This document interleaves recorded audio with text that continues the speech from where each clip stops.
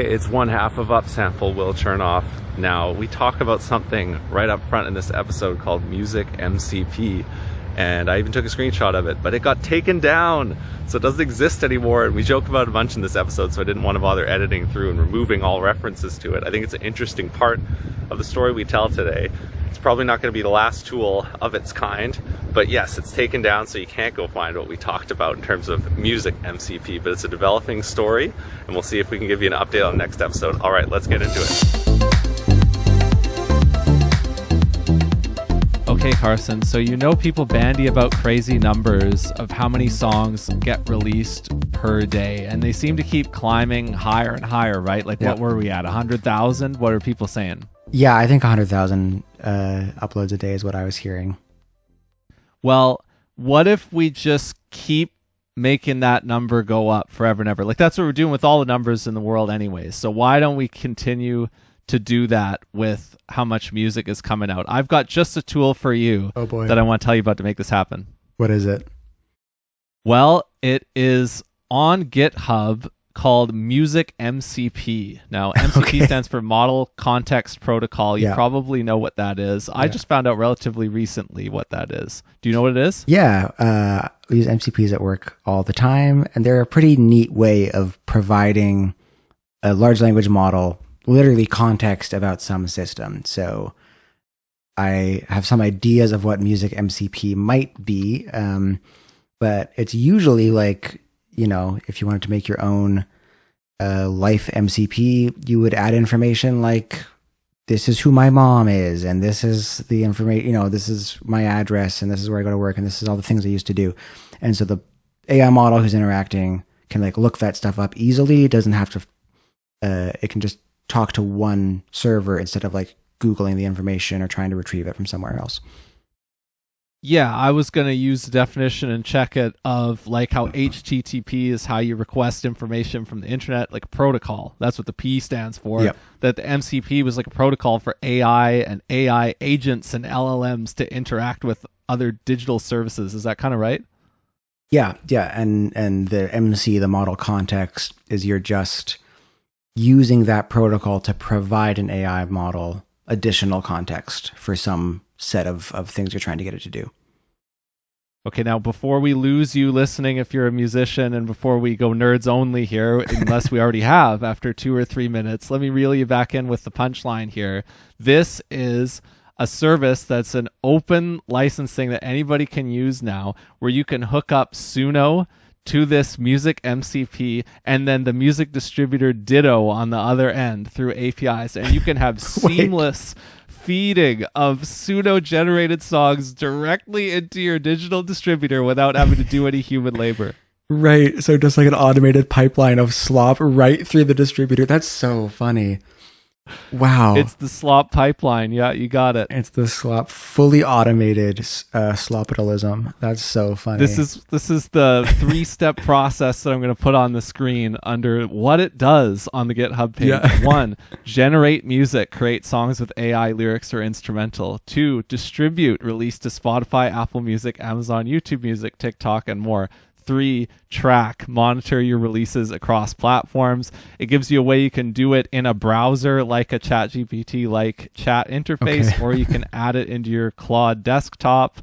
It talks about the different features, MCP tools, API endpoints, and then it says it uses a Suno API. And shame on Ditto for allowing this to happen. I mean, to what extent is it their fault if their API gets wrapped up in something like this? I imagine it's not all their fault. Like, they didn't deliberately decide to allow this. No. Somebody just figured out how to take advantage of it. Yeah, this actually probably, something like this, and I'm sure there are other distributors that could like fall victim to this, might be the thing that finally changes the way that streaming services and distributors, that relationship works, right? Where like this whole problem with like fake artists or profile takeover is endemic to how streaming services interact with you, the artist to release. You have to go through these distributors, and they handle the relationship. But if if distributors can be basically, DDoSing streaming services, it's so funny. So behind the curtain, I did not know what we were going to be opening with this, and as soon as you said this, I think I realized that this story is the background of this other story that I had just heard about, which is, you familiar with what SoulSeek is? Oh yeah, I was a user back in the day. Okay, so SoulSeek is like a Napster style kind of, audio or file sharing torrenting site. And SoulSeek got flooded with at least 2,000 songs that are AI covers of songs, but performed by vocals from Homer Simpson.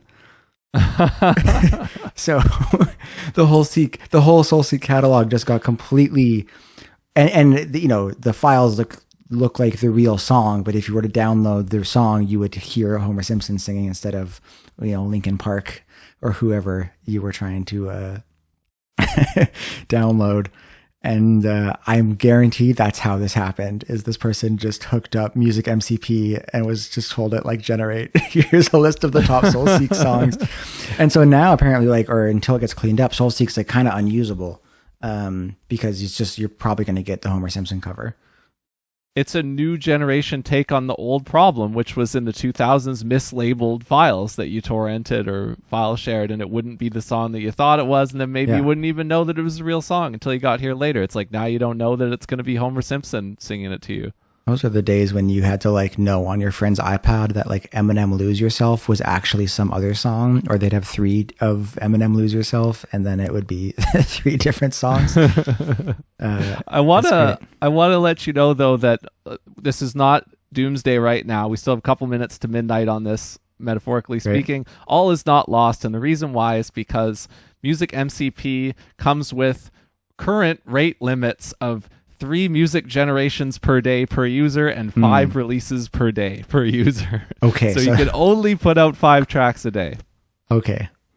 But if you could probably get an AI to sign up for X amount of instances and run it containerized. And, I'm sure there's not hard to enforce those limits. Free software wants to be free, man. Yeah. Well, I'll also just shout out that this was brought to my attention by Darren Hemmings, who runs a music marketing firm, and he has a Substack called Network Notes, and he included this in his edition that's out the day we're recording today, February 25th, and he writes about cool stuff. But yeah, a truly depressing note to begin today's nerdier episode on. I don't think either of us are going to be too keen on seeing more stuff like this happen, but we can feel it coming.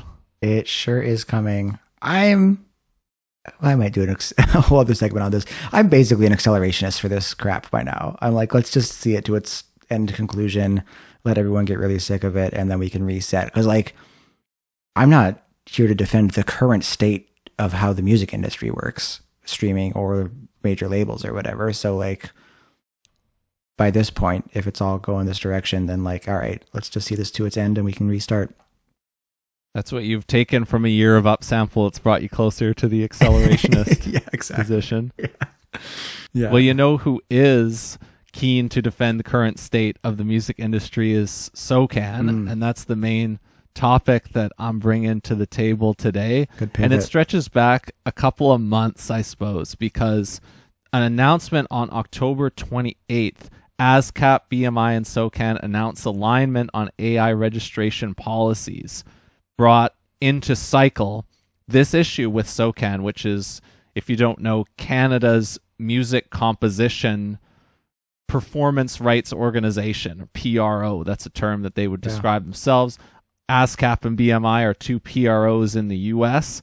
And so if you're a songwriter, you've got your songs registered at SOCAN and you're getting paid by them when those songs get played in venues or played on the radio. That's what SOCAN is. Yeah, and for the folks at home, that's distinct from your mechanical royalties that you would get when someone streams your song or streams a specific, uses a specific performance of the song. SOCAN handles the rights for the actual composition itself. So yeah, totally. Yeah. Yeah. So they are concerned about what might happen as people use AI tools. And I attended an online SOCAN town hall. This is now all the way back on November 25th. So exactly 3 months ago, it was called SOCAN's AI Work Registration Policy. And it was on a video call. And let's say I took really good notes. That's how I'll describe what I did in Fastidious. terms of processing the information for this video call. I took very good notes. Sure. And this video call contained different SOCAN executives' comments that are not altogether different from what they've put up on the articles online I've then gone seen. So you could just read the SOCAN blog post going back to that October 28th announcement, but I kind of got my own walk through this story by attending this town hall. And the reason why I'm bringing it to Upsample now is because in this month of February, there's a petition that SOCAN has been pushing. And this is a new advocacy effort in the same vein. The petition has a header that says, "Say no to AI training on unlicensed music. Creativity isn't a data set. Stand with music creators. Demand fair AI policy. Together, let's stand up for human-created music. Canadian music is being taken without permission, without credit, and without payment." That's all at the top of this petition page that SOCAN is backing. And there are people's names who have co-signed it, including Sarah McLaughlin, Dan Mangan, Mac DeMarco, and many other people, I would say, and many other companies. Interesting. That is... Maybe this is revealing how cynical I've become. When I received the email, and I didn't open it, of the SOCAN, the plea to sign the petition to say... When it said to say no to, I believe it was like unlicensed AI music is the headline of the email. I took that to mean SOCAN was pushing for some sort of capitulation from composers to say, like, to strike a licensing deal with AI companies like the majors have done.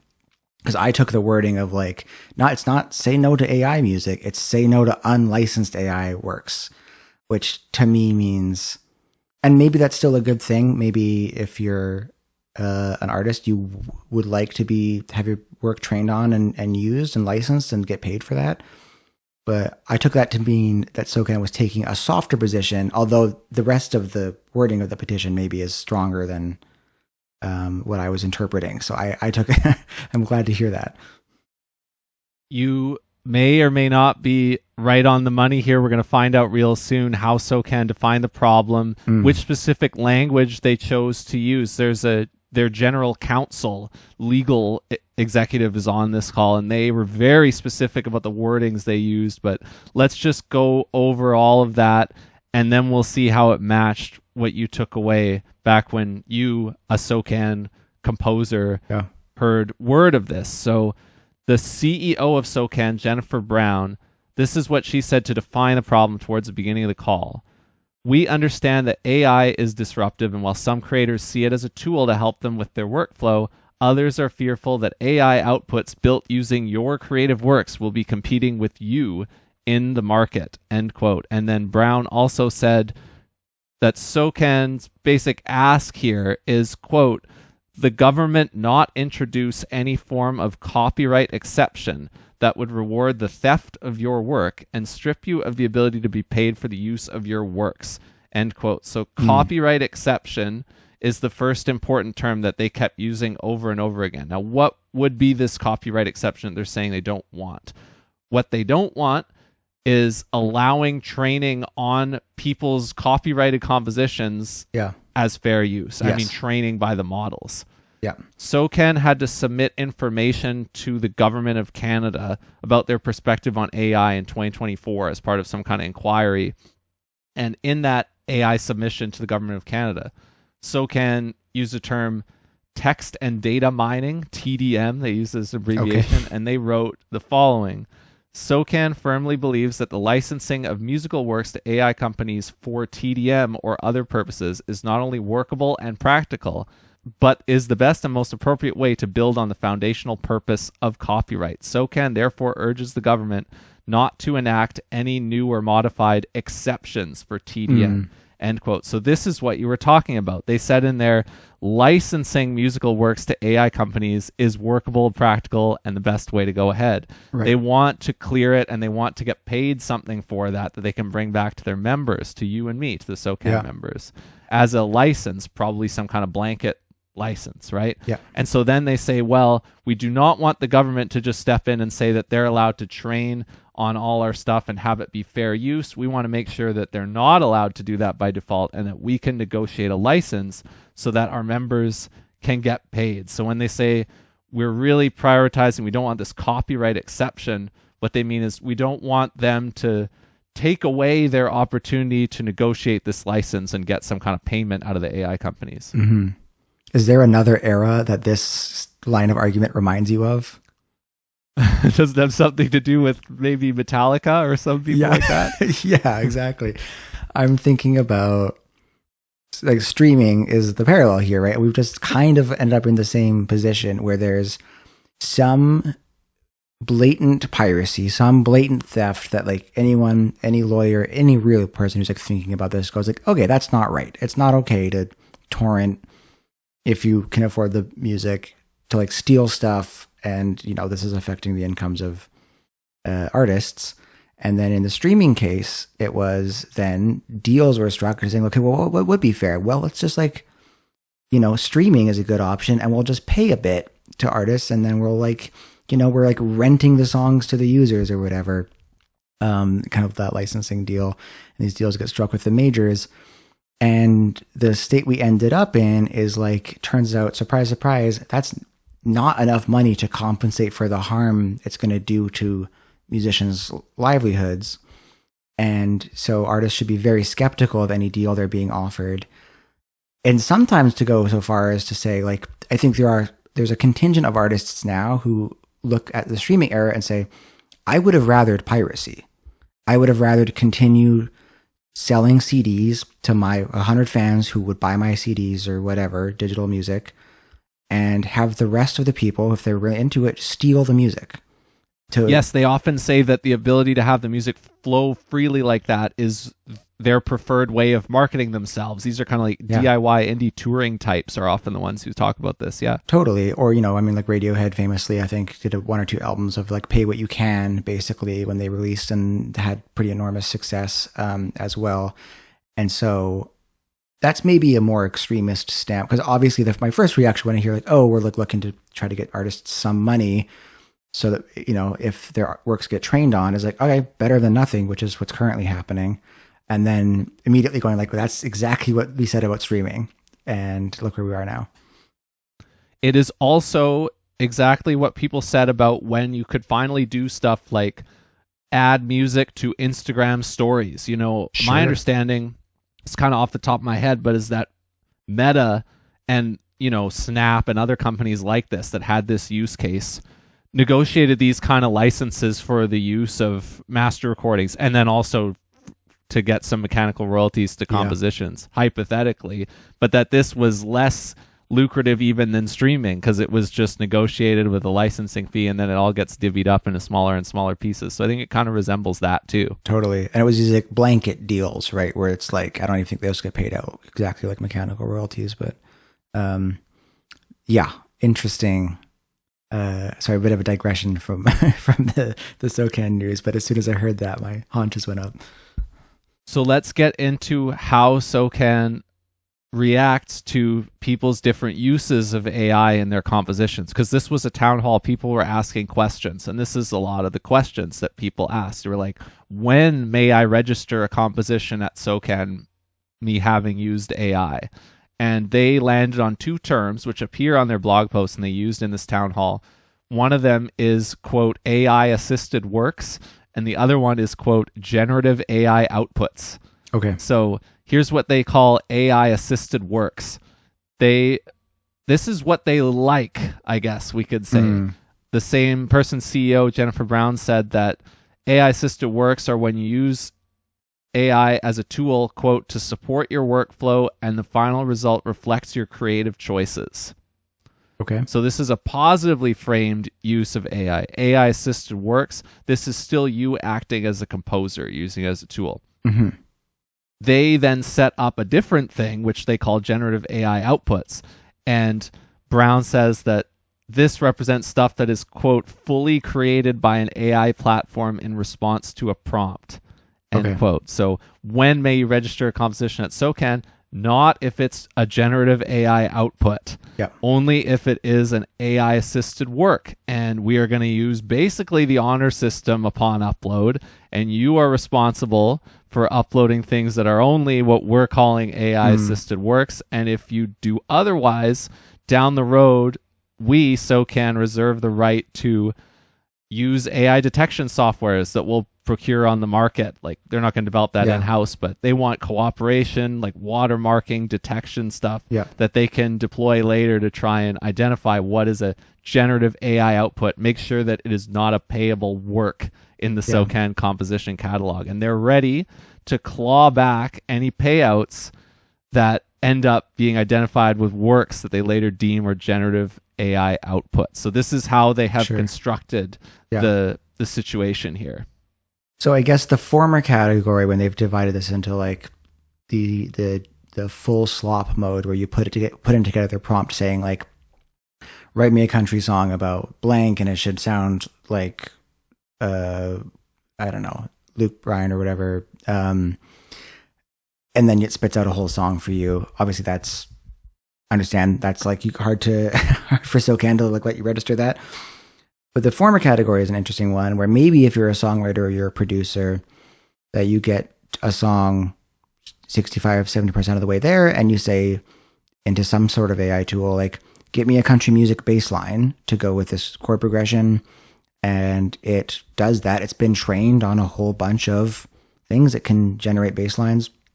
It's funny because there's like, even before generative AI was really on the scene for music, we were already getting pretty close to that, right? There were apps you could choose, like MIDI chord packs, and these like endlessly generating bass lines and drum loops and whatnot. It wasn't Gen AI, but it was kind of the same thing, where it was just regurgitated ideas. I don't know. How do you feel about those, like that use of that type of thing? Well, I want to open up a question that I can throw back to you, and then I can weigh in as well on that, which is, are these two categories really possible to draw firm boundaries between? Like, who's going to do that, and how are we going to do that? Is that just a tech problem right now, and are we going to have detection capabilities later that's going to solve that problem? Or is that going to continue to be a really hard problem? Because when I look at it right now, it seems like very hard or impossible to really have a firm boundary between those kind of two ideas, that the AI system works being what you want and the generative AI outputs being what you called like full slop mode. Like, this is not a divide. This isn't two separate pools. This is like a spectrum, and we're going to use artists' own honor system at upload to do this. Like, this is going to get really messy, and it seems really hard, don't you think? Yeah, I think it's probably not technically possible, especially, again, if there's any sort of watermarking on any of the individual components. Again, in the bassline example, where so AI wrote your bassline, but you recorded your own guitar part and your drum part and the lyrics, and AI generated your bassline. I don't know if a detection system can actually distinguish between that and the full slot mode version. I think no matter what, it would turn up as an AI work. And so, yeah, it just being honor system. It also goes back to, in the kind of hip hop production world or even EDM world, there's sampling is a really big question and always has been since it became one. And it used to be a legal question. And now online, it's more of a sort of an ethics question, or how do you think about your art question, right? Where beginners, when they're getting started, feel like, they learn to use samples. Splice.com is this great example of it. It's this huge repository of samples and loops. You could construct a whole song just dragging in samples from Splice. And they tell you the key, they'll tell you the chord progression. You can just type into the box C minor chord loop, drag that in, and have something. And these are licensed, so the people who upload those, they're licensed for this use. You pay Splice for the license to use these in your musical works. And there's this spectrum of like, all right, if you just literally drag and drop everything in and you're saying, I like how this sounds, like, did you write any music? I would say maybe not. But at the same time, if you're hung up on like, where where is the line, right? That doesn't seem as clear to me, right? If you're not a drummer and you just want to use a drum loop and someone's recorded a really good drum loop that you like and you're using your taste and setting the tempo in your DAW and then you record some chords over it, like there's no issue with that. Or if you're using a backing track that you didn't record and you record lyrics onto that, maybe that's totally fine, right? Like we've just kind of extended the problem now to the AI thing. Replace samples. Okay, with so AI. walk with me here. Would it be possible if the problem was just splice and not AI? If SOCAN was like, we want only splice assisted works used as a tool, we don't want full splice outputs. Would it be possible to draw a firm boundary between those two things? I think probably not. I mean, you could, I guess, you could on the splice side, you could watermark each component or something, and you could say you would need to kind of see the stems, I guess. So there's a finite number of stems, though. That's probably why you could do this, and it would work. But there is not a finite number of stems for AI-assisted works. Exactly. And I was going to say on the finite number of stems, on the splice example, unfortunately, the solution is probably blockchain, where you have a it's a proof of work system, right? Where you have to like prove each of your stems, like what was splice, what was yourself. And then the real question is like, say you've used some AI, this also carries to the splice thing. You drag a sample in and you mess with it in the DAW enough. You pitch it around, you add a bunch of effects, you maybe chop it up a little bit. At some point, that becomes yours. Kind of, I would say musically, you could say like you take it from one thing and it becomes another thing and you've composed with it. You've done something else. And like, I'm sure we'll end up with things like that. Thank God I haven't started like chopping AI samples, but I'm sure there are people like generating 60s soul to chop into hip hop beats. And then it's like, there's no like original work there. It's very weird. Oh, that's a fascinating one because human labor goes into the chain. Do you think that should be called an AI-assisted work in this framework if you generate the source material and then you remix or chop it later? I think SOCAN in their framing would say yeah, and I think that they makes would have sense. to. Yeah, because it's not. Again, you're doing more than just putting a prompt in and getting a song out. And I think that's clear as far as like if one day these systems are forced to watermark those types of things, where if they're generating a whole song that like, and when I say watermark, you can do this like digitally. It doesn't have to be like in the song to be like made with Suno. But yeah, I think I could see that being a legitimate use of this. Not a good legitimate use of it. I'm just, I think the ethics of of generating the song in the first place are not great. Also, I'm not thinking it's going to feel that different for any of us because we're not out here going to be trying to register what they call generative AI outputs at SOCAN or at our PROs. Like we're going to keep registering songs that we wrote.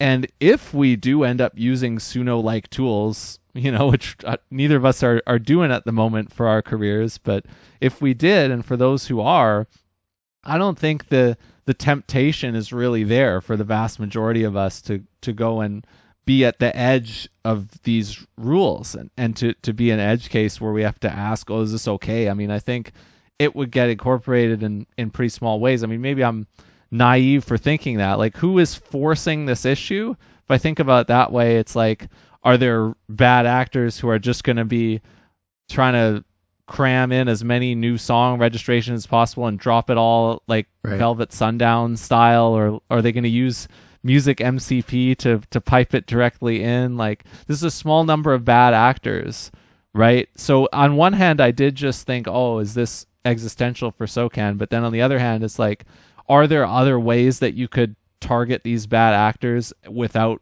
reform of the whole system? Is reform of the whole system really what we need right now? Is it being leveraged for other purposes? Yeah, I don't know yet.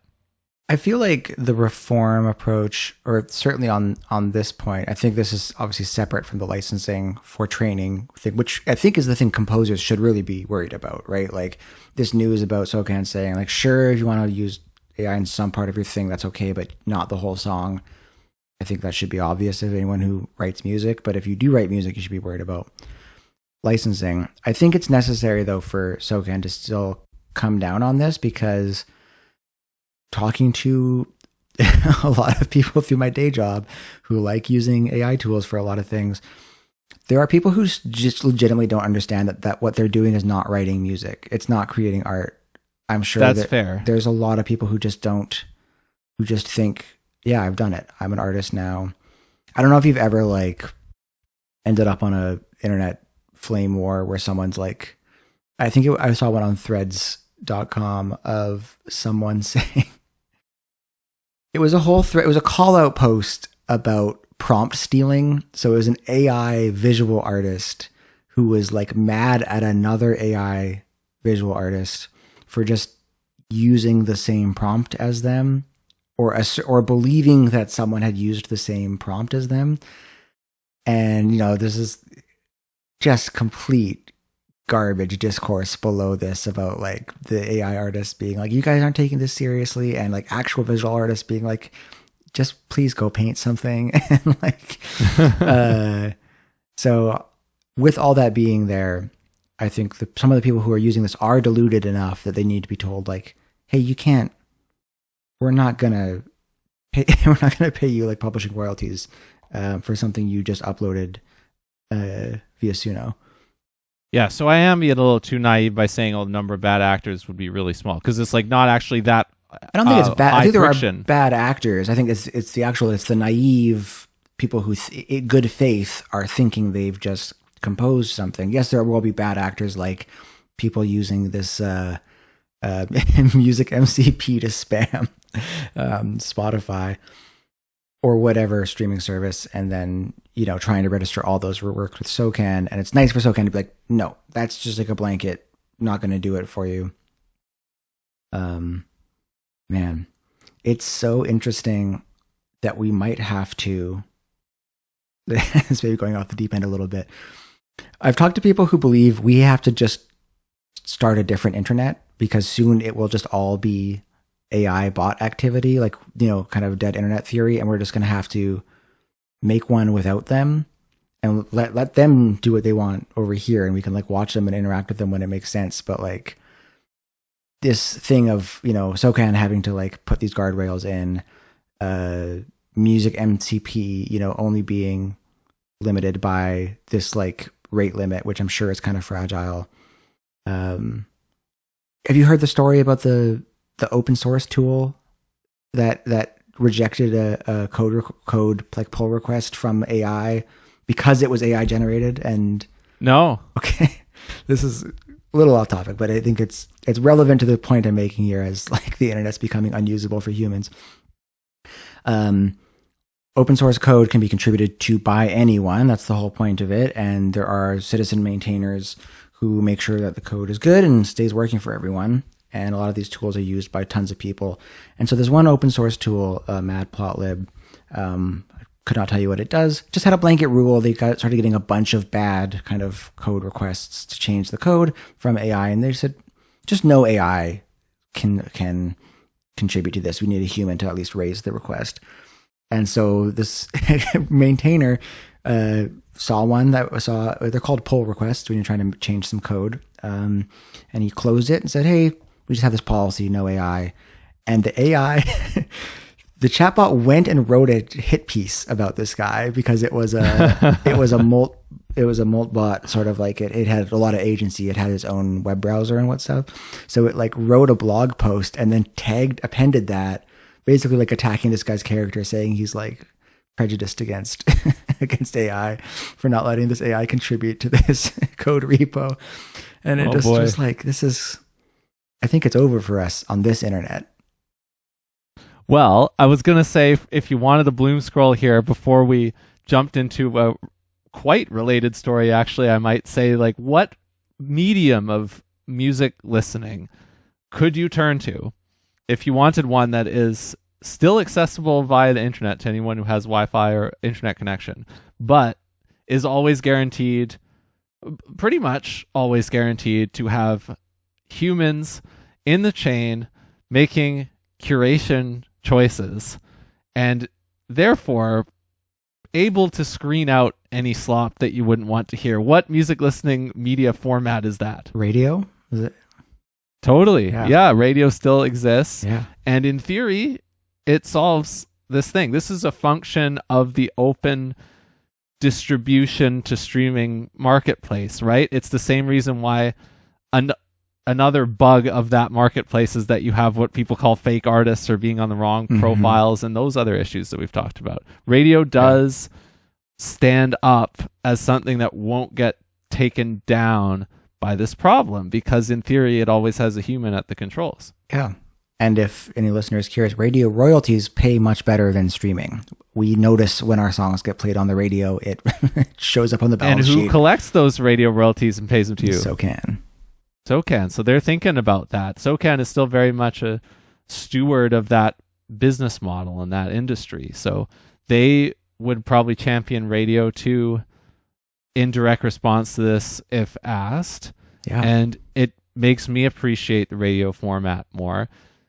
So even though the slop isn't going to get on the radio, it's still going to get onto streaming, and then mechanical royalties are still due, right? So to the composers of those tracks. That's the issue here. How are they going to license it? I mean, you got to think it's just they're going to ask for the biggest amount of money possible, like an extortion style negotiation, and hope that you don't end up with what happened when they tried to do that with Meta about news, and then they can't share news articles in Canada anymore. But hey, I mean, if we were all blocked from using music streamers, it's like, okay, there's a contingent of people that would embrace that at this point. Totally. That would be at least, force the issue, force some alternatives. Yeah. And so this next thing is, I guess, somewhat related, certainly related to mass culture, certainly related to some ideas about the future. You sent this to me in our kind of pod preparation, and are you familiar with Ryan Broderick from like this Garbage Day newsletter? Are you subscribed to this? I'm gonna say lovingly that this is somebody who I hate read, or it's in that category of thing, or it certainly has been over the years. Sure. Yeah, he's one of my top candidates for hate reading on any given day. Yeah, he's not quite your guy, but he does have some good takes, and he is certainly smart and very internet savvy. Ryan Broderick writes, Garbage Day, which is a newsletter. He's also got a podcast called Panic World, just generally about the internet. Garbage Day, you can tell from the title what kind of things he's usually writing about. And I guess this has a title and then a subtitle. The title of the newsletter article is "The only taboo left is copyright infringement," which certainly got me. I was like, all right, that's interesting. And then the subheading, "The future of media is pre-deplatformed." Yeah, because that's like the segment. There's a couple segments in this edition of his newsletter, and this is the one part of it. Like he also drops like links to memes and stuff, and that's why I focused on this segment. Yeah. So he kind of talks about something that we talked about recently with the Filter World episode, which is, in this era of algorithms, culture becomes everything is mass culture. Everything is very flat. And so he talks a little bit about like the Gen Z project of like, he's kind of arguing that like Gen Z's project is to like rediscover what cool is again in air quotes. And there's like a component of cool culture, again in air quotes, that has to do with like niche and inaccessible content, or at least something you have to know what's up to see and consume. Yeah, because you're posturing against the establishment, against the man. Yes. And obviously, and again, in this world of mass culture, that's basically gone, right? Like algorithms dictate what gets seen. And so sure, you can kind of like dumpster dive and like obscure YouTube stuff, but really you're ending up just seeing the most popular version of that type of thing that you're doing. And so he's making the argument when he talks about pre-deplatforming, where the only things that are really niche are the things that have been removed from the major platforms. The most kind of salient example, at least to me, because I learned a little bit about this when it happened. Had you heard of The People's Joker before? No. So this is a movie I'm not going to be able to find the... Because he brings up a different movie in this article, I think. He brings up a couple different... Oh, he brings up that one too, yeah. Yeah, he brings up... I was thinking of Nirvana, the band, the show, the movie, but no, he also brings up the People's Joker, yeah. Mm-hmm. The People's Joker, also, Nirvana, the band, the show, the movie is also great. The People's Joker was in 2022 a movie which like kind of turns the Batman story into a trans allegory, and it was wildly popular. And despite being, effectively deplatformed with a big old like cease and desist from Warner Brothers, right, who were not stoked about, like, this was not licensed use of the Batman, IP at all. This artist just like went for it, made a silly movie, and then had to show this in kind of like underground niche, guerrilla screenings of this thing. And it became this cultural phenomenon, and, certainly was a moment of cultural cool, because you kind of just had to be in the know and like know where to see one of these screenings and like know who to talk to about it. And it was not something that was on everyone's Netflix. He also talks about, Nirvana, the band, the show, the movie, which also is a copyright. I think he uses the word a rat's nest. Yeah. Yep. And the web series is completely illegal to watch on streaming platforms currently. So, if you've seen Nirvana, the band, the show, it's not out there anywhere. You have to just torrent it just to look at it. I thought this was really interesting. This is a very interesting sort of like, I had not thought about this in the sense of filter world. What did you think about Brian's article? I'll point first just a key line, I guess, that you can use to sum up what he finds, which is right at the end of the segment newsletter. He says, "The culture that feels the most dangerous and thus exciting to young people will be what you can't see online. And the most dangerous thing for platforms is not racist garbage, it's unmonetizable content."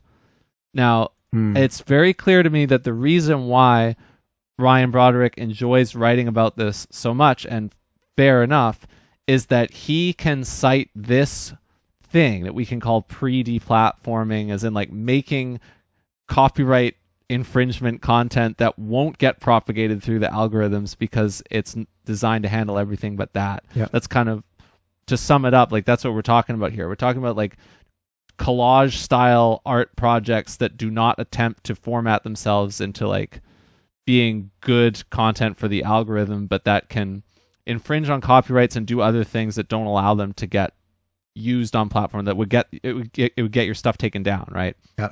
So Ryan Broderick can say, oh, this is the new young person trend, and maybe I thought 5 years ago the new young person trend was unfortunately like quote unquote free speech, right wing political content creators, like, and he names Andrew Tate and other people in there, right? And so he can say, this is what's going to be cool now, and it is going to crowd out that other bad stuff, and that if it was cool, that's not going to be as cool anymore, because this is going to be even cooler, and it is a potentially good thing, and so this is a good force. And I'm sure that's why he wants to emphasize that in this piece, which makes sense to me, that this is it's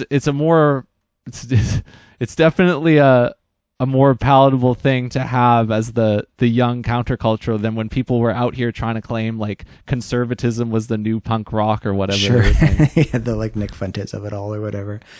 Yeah, I think it's interesting. It also like brings to mind the pre-deplatforming thing being this positive, it kind of goes back to the sampling conversation, right? Where like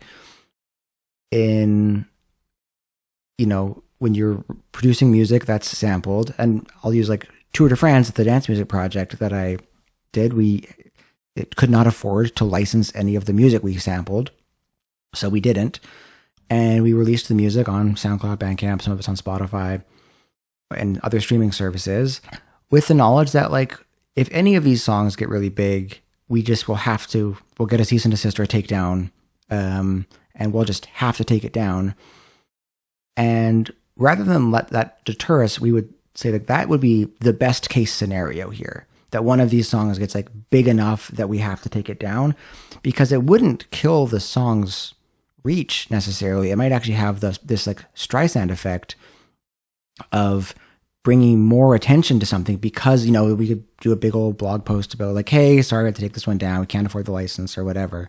I'm so happy you brought that up, because the concept of Streisand effect is totally key to the ability for this to be cool. Yeah, that's so true. Yes, yeah. Streisand effect being when Barbara Streisand, I believe, like told the press she was so annoyed about paparazzi being at her house that there wasn't actually that many paparazzi yet, and then all of a sudden, of course, now that she hates it and says don't come here, everyone wanted to. It was a long time ago, and so that's totally the thing here, right? And that's kind of the mechanism by which this pre-deplatformed content becomes cool. Is the news about it is like, oh, you actually can't watch this anywhere, or listen to it, or whatever. And so, you know, that's a good and it's thing. not because the content is like explicit or objectionable or racy or anything. It's just because it like violates the rules of the algorithms and the platforms. Yeah, totally. Yeah, something that is unmonetizable, which is very, very interesting. And I think it goes, you know, also into what we talked about, things moving to like more like private networks, you know, Discord servers and group texts and whatever. Like mass culture is kind of losing its appeal, I think, for people who are really into this stuff. I want to propose something that's kind of like a paradox, and I want to know if you agree with this. And this kind of ties, it's an attempt to tie it together. So let me know if you agree with this.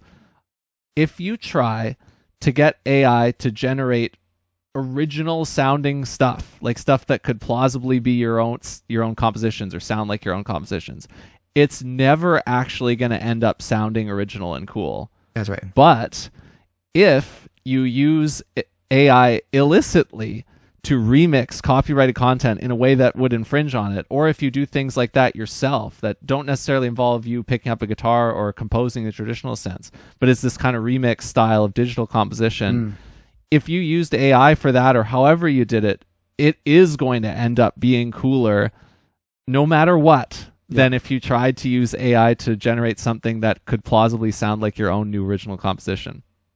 Yeah, I think that's right. I mean, Holly Herndon is a good example of that, right? Like, she's an artist who uses very small, bespoke large language models trained on her own voice and her own musical works, and gets something really neat. And again, it would not be something that you just couldn't do it. You couldn't prompt it out of some AI. Yeah, it's an interesting framing. And yeah, I take this to be like a minor Bloom scroll. Absolutely. This whole situation, not that to celebrate copyright infringement, because I think, like, obviously as composers and people who hold the rights to some music, you know, we still like to be paid when our music is used for something. But if my music ended up in some cool movie that couldn't be shown and I didn't get paid, but my music got heard and people wanted to hear more of it, it wouldn't be bad. That has happened many times to music that we made 10 years ago because I released it with free license. We talked about that a while ago on a similar theme. Yeah. It's interesting to see where this goes, and if there will be more, either people like getting out of the platforms, or just like more, or to like alternative, less regulated platforms, which would be maybe concerning, or to just more private spaces. Now I get to drop this on you too. If you were 10 years younger than you are and you were doing what you did 10 years ago now, it'd be super cool, right? Chill Evans beat tapes. Yeah, that's sure. this. Yeah, exactly. Yeah, I'd have to be a cooler person, I think, 10 years ago to actually get the clout. You could be streaming, you and David Lavoie could be streaming yourselves on Twitch or whatever, making these beats. Yeah, you know what? That probably would have gone off. Getting taken down. Yeah, exactly. Getting taken down for sampling, you know, Joe Pass or something, and yeah, dealing with. So I think we can go back to radio. We can go back to live. You know, we can take it offline and we can prioritize live performance and the human curation aspect of radio. We can go back to those aspects of the traditional industry to figure out what we're going to do about the worsening state of the digital and AI powered one. We can go back to those. and we can go forward in the time that we spend on the internet to this pre-deplatformed cool thing. This is a way of figuring out what we can do going forward in the online space that doesn't suck, as opposed to what can we go back to about the in real life side of it. This is an example of what we might prioritize going forward online, the same way that we want to prioritize human curation, radio, live, and that stuff in real life. Yeah, and the only way to discover this stuff, this pre-deplatformed or like more niche, like genuinely niche and not on the platform stuff, is through like human curation. And I think about like newsletters, right? I think about like hearing things, or there are some creators on Instagram that talk about stuff that's not super mass culture streamed, but I think like, you know, there are like these curator creators, but even then I think like not quite to the same extent as you might get on a hearing things.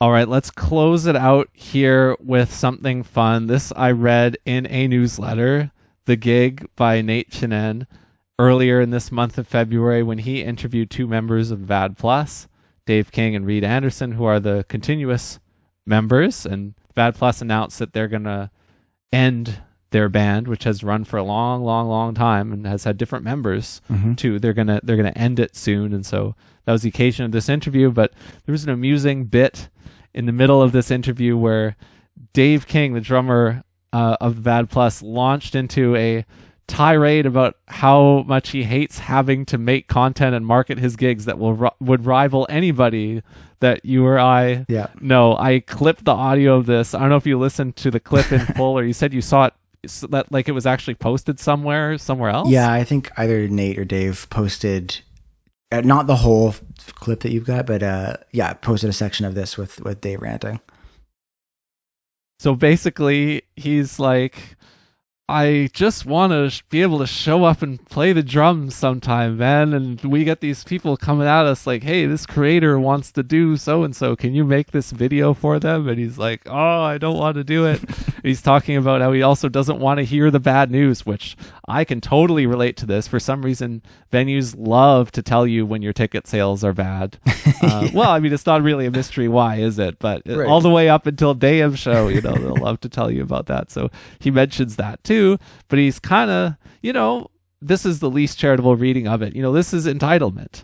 Sure. I mean, if anybody is allowed to be entitled, isn't it these guys? Because they've had one of the longest running and most successful jazz bands, not just of this era, but all time, really, when you think about it, their record sales and how long it's been. But that's what it is. It's entitlement. He's saying, I want to just focus on the music thing. I want to block out all the other noise. And I'm frustrated when I have to interface with other aspects of the industry that are essential to selling tickets to his shows and things like that. I mean, surely he would acknowledge that, but he just doesn't want to have to deal with it himself. Yeah, it's an interesting... I took it as like... it's refreshing to hear it, kind of the quiet part said out loud, because when they announced it, when they were closing, I was like, oh, I wonder what that's about. Like, is it they're moving on?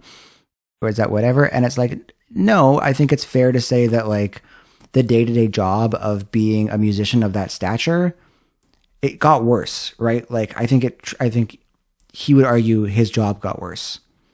That like what's required of him to keep the same level of like fan engagement and whatever. We've talked a little bit about like the architecture and the scaffolding of the industry that's like underneath these guys is kind of gone, right? Like the major label system isn't there to like support this and handle all your press and PR for you. You're a content creator now if you are a full-time musician. And it's valid and fair to say like, I'm not interested in being a content creator. I am a drummer. And like, yes, in the past there would have been other things and they were kind of unsavory you would have had to do on top of your, you know, music career. But it is certainly fine to reach this point, especially with, you know, the amount of success and time that they've had to just go like, actually, I'm good. I have the choice to not do this, and I think I'm going to not do it. I don't like that.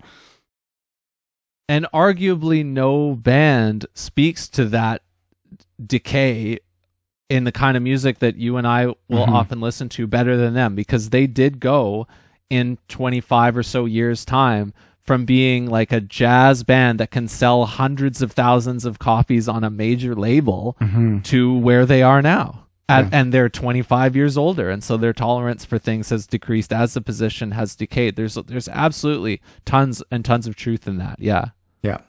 So it's very, very interesting. I know that they're going to keep doing interesting work. Like Dave's got a bunch of projects. So I don't think any of them are saying like I'm retiring forever, but I think it's fair enough for them to say like the Bad Plus project, which is kind of their biggest, most famous thing that they do, is like not that fun anymore, given all this stuff.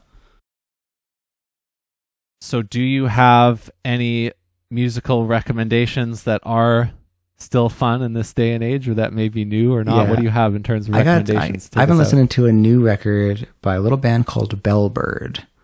Hey, okay. Some CanCon, some half Vancouver Con. These are, I'm going to forget all the names of the members, but from the Vancouver side of the fence, it's Eli Davidovici, Amelia Hong, who went to CAP when I was just getting started at CAP, and now live in Montreal. And I've forgotten the other members' names. I don't know if you have that off the dome. We got two saxophonists in front of them, Claire Devlin and Alison Burek. Yeah. Thank you. This is a really good record. It's called The Call. I think it's on Bandcamp, and recommend. It's just like really swinging. Yeah, this is a new chapter for a group that's been doing a lot of work. They've also been well covered at Rhythm Changes. Chris Fraser did a podcast with all 4 members of the band, which is the first time we ever had 5 people talking on one Rhythm Changes podcast episode. So that's a good memory out of the coverage that I've shared with them. They put this album out on Constellation Records, which is a Canadian label that is better known for releasing work by in particular Godspeed You Black Emperor. Whoa. And other bands like that. So interesting company to be in. That kind of suits what is cool about a lot of avant-garde jazz, which they are kind of. They're not all avant-garde, but they definitely have that sensibility, and so it's cool for them to be on a cool label like that. Yeah, it's forward thinking without being way out there, I'd say. It's like approachable, but it's very cool. Yeah. I've got something that is similar to that, but that has to do with records that are a lot older, but also a recent performance that I went to, because I just heard the Sun Ra Orchestra without Sun Ra, who has passed away, and without other leaders of the band. Like Marshall Allen is over 100 years old, and he wasn't on this tour. He's still alive. Whoa. And like he put out a record last year, but he wasn't at the Pearl here in Vancouver to play this show. There were still about 10 musicians on stage. Tim Reiner was pretty much the happiest I've ever seen him when he was introducing this band. Maybe about 600 people were there to see the Sun Ra Orchestra. There's a new documentary about Sun Ra called Sun Ra Do the Impossible.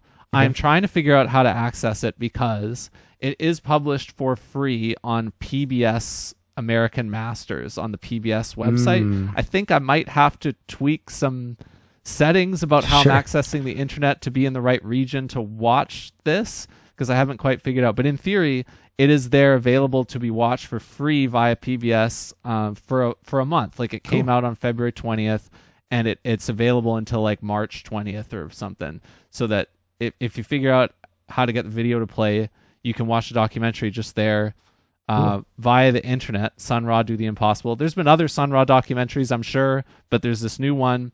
The band came to Vancouver, so now I've been going back and checking out Sun Ra records and really discovering like how much accessible music he made with the orchestra. Like a lot of it is, it's kind of like big band swing era music, and a lot of it isn't that crazy or that avant-garde. And certainly so much of it is danceable, and the show, we were definitely dancing at the show. So my recommendation is like, if you can watch this documentary, watch it, and otherwise just check out the music of Sun Ra.